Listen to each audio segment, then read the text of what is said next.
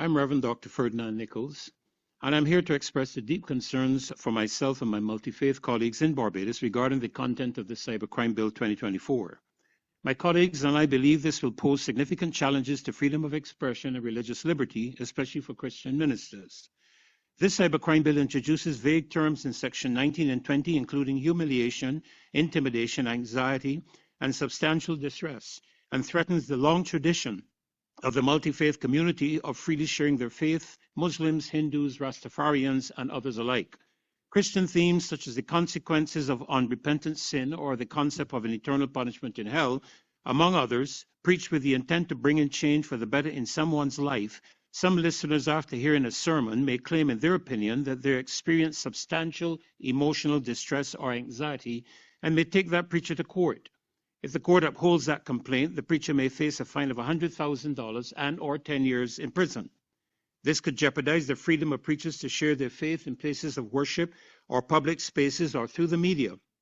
The bill's provision on emotional distress could impose caution and even self-censorship on preachers who may avoid discussing certain documents and certain doctrines which are central to the gospel out of fear of lawsuits. The Rastafari community, who believe in the empowerment of the Afrocentric culture, emphasize that the distortions of the Bible oppress Africans, and some may now find that someone who finds that reference emotionally distressing or intimidating can now take legal action against them, claiming offense, intimidation, or emotional distress. The American Convention on Human Rights in Article 12 clearly affirms that everyone has the right to freedom of conscience and of religion, and to profess or disseminate one's religion or beliefs, either individually or together with others, in public and in private.